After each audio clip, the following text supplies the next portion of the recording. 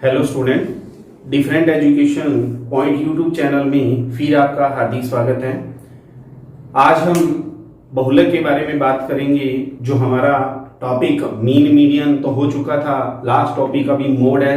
ये टॉपिक अभी कंटिन्यू चल रहे हैं फिर भी क्वेश्चंस के अंदर। तो आओ आज हम हमारा टॉपिक शुरू करते हैं, हमारी क्लास का मोड यानी बहुलक। आओ शुरू करते हैं आज टॉपिक मोड, जिसे बहुलक बोला जाता है। देखो, बहुलक जो शब्द है वो फ्रेंच भाषा लामोड से बना है। ठीक है, लामोड शब्द का मतलब अगर हम देखें होता है रिवाज या फैशन। रिवाज या फैशन, लामोड शब्द ये बताता है, मोड ही कहता है कि जो चीज आज सबसे ज्यादा फैशन में चल रही है या ट्रेंड में चल रही है वही क्या है, हमारा बहुलक है। जैसे अगर हम आज बात करें कि मोबाइलों की बात करें तो सबसे ज्यादा जैसे फोन जो बिक रहा है वो क्या कहलाएगा, मोड कहलाएगा। जो सबसे ज्यादा जूतों का साइज मार्केट के अंदर डिमांड में है वो क्या कहलाएगा, मोड कहलाएगा। तो मोड शब्द जो है वो लामोड शब्द यानी फ्रेंच भाषा से बना है और जिसका अर्थ होता है रिवाज या फैशन। अब वही तीन श्रेणियां जो हमने मीन मीडियन के अंदर की थी वही हम मोड के अंदर करते हैं। ठीक है, तो बहुलक शब्द ही ये बताता है कि एक सीरीज के अंदर जो सबसे 12 बार संख्याएं रिपीट होंगी वही क्या कहलाएंगी, बहुलक कहलाएंगी। जैसे हम इंडिविजुअल सीरीज यानी व्यक्तिगत श्रेणी को हम अगर देखिए तो कर जैसे हम इंडिविजुअल सीरीज की बात करते हैं व्यक्तिगत श्रेणी की, तो इंडिविजुअल सीरीज में जैसे कि हम एक न्यूमेरिकल दे दिया भी, कोई भी वैल्यू है जैसे 415, 405, ठीक है, फिर 415 और फिर 417 और उसके बाद फिर 415 और फिर उसके बाद 425, 415 और 417 या 27, जो भी चीज है। अब देखो कि कौन सी संख्या सबसे ज्यादा बार आ रही है। हमें साफ दिखाई दे रहा है कि 405 एक बार आया है, 417 दो बार आया है, 425 एक बार आया है, लेकिन 415 1, 2 और 3 और 4 बार आया है। तो साफ दिखाई दे रहा है कि इस सीरीज के अंदर जो सबसे ज्यादा बार संख्या आई है वो कौन सी है, 415। तो मोड शब्द का जो सिंबल होता है वो जेड होता है, तो हम कह सकते हैं कि हमारा आंसर कितना होगा, 415 होगा। आई बात समझ में कि एक श्रेणी के अंदर जो संख्या सबसे ज्यादा बार आती है या संख्या बार बार रिपीट होती है वो क्या कहलाती है, बहुलक कहलाती है। तो इस सीरीज के अंदर हमने देखा कि सबसे ज्यादा बार जो संख्या रिपीट हो रही है वो 415 हो रही है। बाकी संख्याएं सब जो हैं वो क्या है, एक बार दो बार आई है। ठीक है, कोई संख्या एक बार है तो कोई दो बार है, और जबकि 415 सबसे ज्यादा बार आया, तो इसीलिए हमारी श्रेणी यानी सीरीज जो व्यक्तिगत श्रेणी है उसका जो समांतर बहुलक होगा वो क्या होगा, 415। और इसका सिंबल जो होता है वो जेड होता है, तो जेड इज इक्वल क्या हो गया हमारा, 415। देखो, जब संख्याएं ज्यादा हो जाती हैं, जैसे अभी तो ये 5-7 संख्याएं अगर देखें तो हम 8 संख्याएं थी, अगर संख्याएं बहुत ज्यादा हो जाती हैं तो हम लोग क्या करते हैं, इसको व्यक्तिगत श्रेणी को किस में कन्वर्ट कर देते हैं, खंडित श्रेणी के अंदर कन्वर्ट कर देते हैं, और उसके बाद ही हम मोड को क्या करते हैं, कैलकुलेट करते हैं। तो अब चेक करते हैं क्वेश्चन को, दोबारा एक क्वेश्चन और करके देखते हैं। व्यक्तिगत श्रेणी का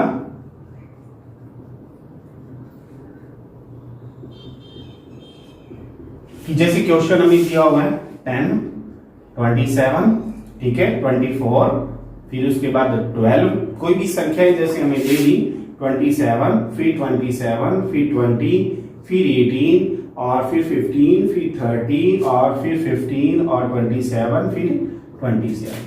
ठीक है, अब ये संख्याएं हमें दी हुई थी, तो आओ हम इसके अंदर मोड कैलकुलेट करें। हालांकि साफ दिखाई दे रहा है हमें कि 27 है वो सबसे ज्यादा बार आया हुआ है, तो हमारा बहुलक क्या हो जाएगा, 27 हो जाएगा। लेकिन संख्याएं जब वो ज्यादा होती हैं तो कई बार, अभी तो इसमें और संख्याएं कम है, मान लो संख्याएं 50 हो, 40 हो, तो फिर उसको इंडिविजुअल सीरीज को हम चेंज करेंगे।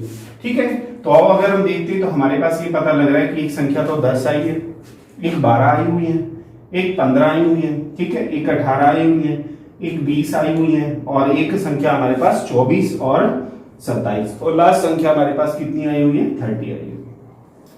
अब हम इनके आगे मिलान चिन्ह यानी जिसको बोलते हैं टैली बार, आपको मैंने बताया भी था जब हमने स्टैट्स का पार्ट शुरू किया था, तो आपको मिलान चिन्ह बताया था कि कोई संख्या जितनी बार आती है, जैसे 10 आया तो 10 के सामने एक टैली बार लगा दी, 27 आया 27 के सामने एक टैली बार लगा दी, फिर 24 आया 24 के सामने टैली बार, फिर 12 आया 12 के सामने, फिर 27 आया फिर 27 के सामने, फिर 27 आया फिर 27 के सामने, फिर 20 आया फिर 20 के सामने, फिर 18 आया 18 के सामने, फिर आया 15 15 के सामने, और फिर आया 30 तो 30 के सामने, फिर 15 आया तो 15 के सामने, 27 आया तो 27। अब फिर 27 आया तो देखो 4 जो पांचवी टैली बार आती है वो इन चारों टैली बार को क्रॉस करते हुए आती है। ठीक है, यानी हम कह सकते हैं कि चार रेखाओं को काटा जाता है, जिसे क्या बोला जाता है, 4 एंड क्रॉस मेथड बोला जाता है। यानी अगर टैली बार हम यूं लगाते हैं तो काउंट करने में बहुत बड़ी समस्याएं हो जाती हैं। ठीक है, तो लेकिन पांचवी टैली बार हमेशा यूं लगाई जाती है, इन चारों रेखाओं को काटते हुए होती है। हम कह सकते हैं कि ये 5 का जोड़ है, 5 और 5 10 और 2 12, यानी मिलान चिन्ह 12 है, यानी संख्याएं कितनी बार आई है, 12। तो इसको एक नाम जैसे 4 एंड क्रॉस, ये पहले भी मैंने बताया, 4 एंड क्रॉस मेथड बोला जाता है। ठीक है, या हिंदी के अंदर इसे अनुमेलन विधि कहते हैं। ठीक है, जब कोई संख्या सबसे ज्यादा बार रिपीट होती है और जब चौथी टैली बार के बाद पांचवी टैली बार होती है, वो इन चारों टैली बारों को क्रॉस करते होती है। ये जो 5 टैली बार का ग्रुप होता है ये 4 एंड क्रॉस मेथड कहलाता है।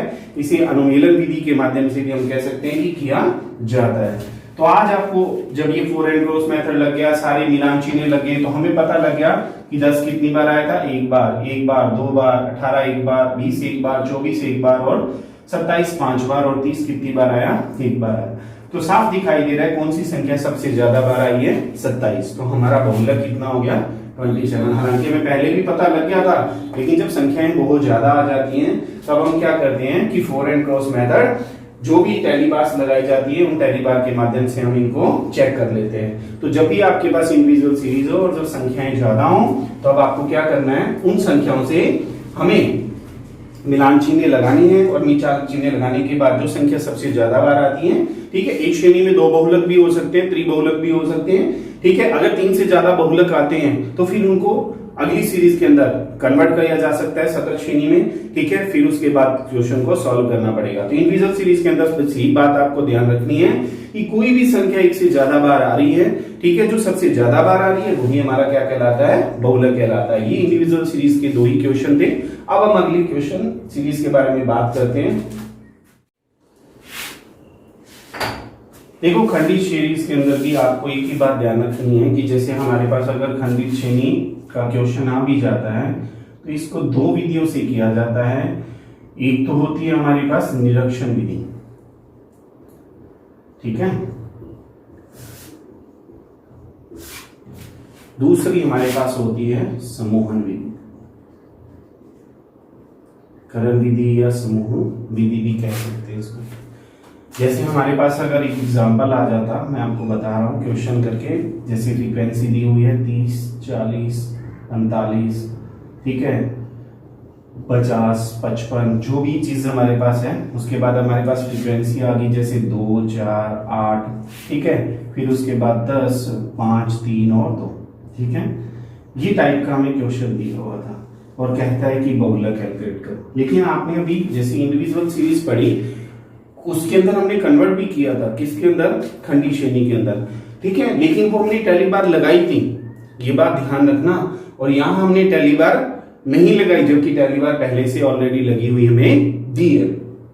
एक तो व्यक्तिगत श्रेणी को खंडित श्रेणी में कन्वर्ट करना, ठीक है, एक खंडित श्रेणी हमें पहले ऑलरेडी दी हो, उसके बारे में दोनों के अंदर बहुत डिफरेंस आ जाता है क्वेश्चन के अंदर, क्योंकि वहां हमने टैली बार स्वयं लगाई थी। तो उसमें अब आपको खंडित श्रेणी के अंदर क्या बात ध्यान रखनी है कि सबसे पहले 2 विधियां, मैं आपको 2 मेथड बता रहा हूं।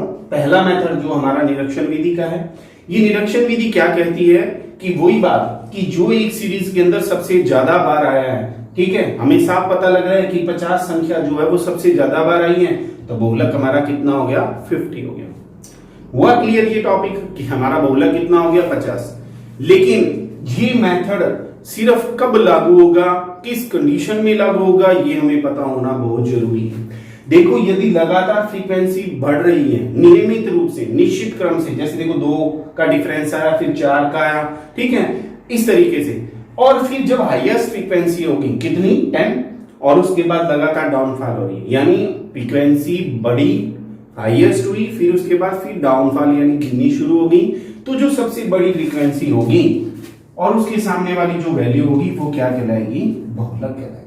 यहां हमारा निरीक्षण विधि का फॉर्मूला लागू हो रहा है, मेथड लागू हो रहा है। लेकिन निरीक्षण विधि कब लागू नहीं होती, कि जैसे अगर हम कह देते कि फ्रीक्वेंसी 10, उसके बाद 5 और उसके बाद कितनी होगी, 13 होगी, तब हमारा मेथड निरीक्षण विधि का लागू नहीं होगा। तब हम दूसरे मेथड को यूज करेंगे जिसको कहते हैं समूहीकरण मेथड। आप कह नहीं सकते कि 60 ही बहुलक है, बहुलक हो सकता है 50 ही हो, तो उसके अंदर ये मेथड लागू हो जाता है। निरीक्षण विधि तो तभी लागू होगी जब नियमित रूप से आवर्तियां बढ़े और नियमित रूप से आवर्ती घटे, और कब, अधिकतम होने के बाद। जो सबसे बड़ी आवर्ती होगी वो बहुलक कहलाएगी। लेकिन अगर हम यूं कह दें कि हमारी आवर्ती बढ़ रही है, घट रही है, बढ़ रही है, घट रही है, तो निरीक्षण विधि क्रॉस है, फिर समूहन विधि है। लगातार फ्रीक्वेंसी अप हुई, हाईएस्ट हुई, फिर डाउन हुई, फिर अप होगी, समूहन विधि, निरीक्षण विधि क्रॉस है, नहीं लागू होगी, ठीक है। और दूसरी बात कि जो सबसे हाईएस्ट फ्रीक्वेंसी है उसकी नियर अबाउट फ्रीक्वेंसी नहीं होनी चाहिए। जैसे अगर 10 के बाद 9 आ गया तो भी मेथड लागू नहीं होगा, तब भी आपको कौन सा एक मेथड यूज करना पड़ेगा, समूहीकरण विधि ही यूज करनी पड़ेगी। ये 3 बातें आप ध्यान रखना। लगातार फ्रीक्वेंसी अप एंड डाउन हो रही है तब आप इस मेथड को यूज नहीं कर सकते। लगातार फ्रीक्वेंसी अप हुई, फिर उसके बाद फ्रीक्वेंसी डाउन होते, लास्ट में फ्रीक्वेंसी अप होगी, तब भी आप इस मेथड को यूज नहीं कर सकते। जो सबसे हाईएस्ट फ्रीक्वेंसी है, ठीक है, उसकी अगर नियर अबाउट फ्रीक्वेंसी है तो भी आप इस मेथड का यूज नहीं कर सकते। इंस्पेक्शन मेथड सिर्फ इसी, निरीक्षण विधि सिर्फ एक ही मेथड के अंदर लागू होती है कि लगातार फ्रीक्वेंसी बढ़े, हाईएस्ट हो, और उसके बाद फ्रीक्वेंसी कंटिन्यू गिरना शुरू हो जाए। तो ये जो हमने सवाल किया था वो निरीक्षण विधि का था। निरीक्षण विधि के अंदर फ्रीक्वेंसी बढ़ी है, फिर घटी है, ऐसा कुछ नहीं हुआ, लेकिन फ्रीक्वेंसी बढ़ी और हाईएस्ट हुई, उसके बाद लगातार फ्रीक्वेंसी गिरना शुरू हो गई, तो हम कह सकते हैं कि हमारा जो बहुलक है वो कितना था, 50 था। अब हम दूसरा मेथड यूज करते हैं इसका, समूहीकरण विधि का, ठीक है, हम देखते हैं।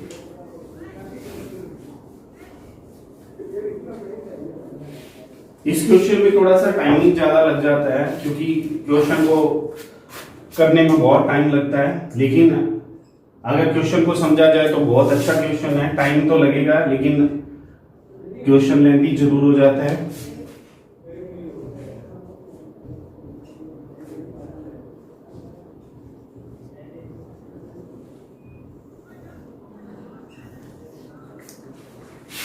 वैल्यू दी हुई है हमें 3, 5, 7, 10, 12, 15, 12, 6 और फिर 8 और 6। अब देखो, अगर हम खंडी श्रेणी का क्वेश्चन है, अगर इसको निरीक्षण विधि से करते हैं तो क्या ये सॉल्व हो रहा था? लगातार फ्रीक्वेंसी बढ़ी, हाईएस्ट हुई, डाउन हुई, फिर डाउन हुई, लेकिन फिर अप हो गई, तो हमारी वो विधि जो कौन सी थी, निरीक्षण विधि, वो इस पे लागू नहीं होगी, क्योंकि वो विधि तभी कहती, हाँ यार 6 के बाद 4 और 2 होता तो हम सीधा बताते कि हमारी जो सबसे बड़ी आवर्ती है वो 20 है, क्योंकि सबसे ज्यादा बार वो संख्या रिपीट हुई है या इस सीरीज के अंदर सबसे ज्यादा बार संख्या आई है, ठीक है। तब अगर ऐसा क्वेश्चन आ जाता है तो हमें सीधा पता लग जाता, लेकिन यहाँ तो फ्रीक्वेंसी अप होगी, तो अब हम क्या करेंगे, इसमें 6 कॉलम बनाएंगे। इसको करने का सबसे बड़ा मेथड यही है कि 6 कॉलम बनाए जाते हैं। पहला कॉलम फ्रीक्वेंसी रहती है, ये ध्यान रखना है, 3, 4, 5, 6 और लास्ट में हमारे पास कॉलम आ गया पहली बार का। मैं लास्ट में यहाँ पर एक बार और फिर ये वैल्यू लिख रहा हूं। क्यों लिख रहा हूं? क्योंकि कारण है उसका कि या चलो अपने इस तरीके से ना कर अपने लाइनिंग खींच लेते हैं थोड़ी सी, उससे क्या होगा, क्वेश्चन के आगे जब टैली बार लगानी होगी तो समस्या नहीं आएगी। तो आप पहला काम यही करेंगे कि सबसे पहला कॉलम यही है कि 6 कॉलम बनाने हैं। 6 कॉलम बनाकर जो पहला कॉलम है वो फ्रीक्वेंसी रहेगा, ठीक है। दूसरा कॉलम, फिर तीसरा कॉलम, फिर चौथा कॉलम और फिर पांचवा कॉलम। इन कॉलमों के क्या यूज हैं वो अब हम देखते हैं।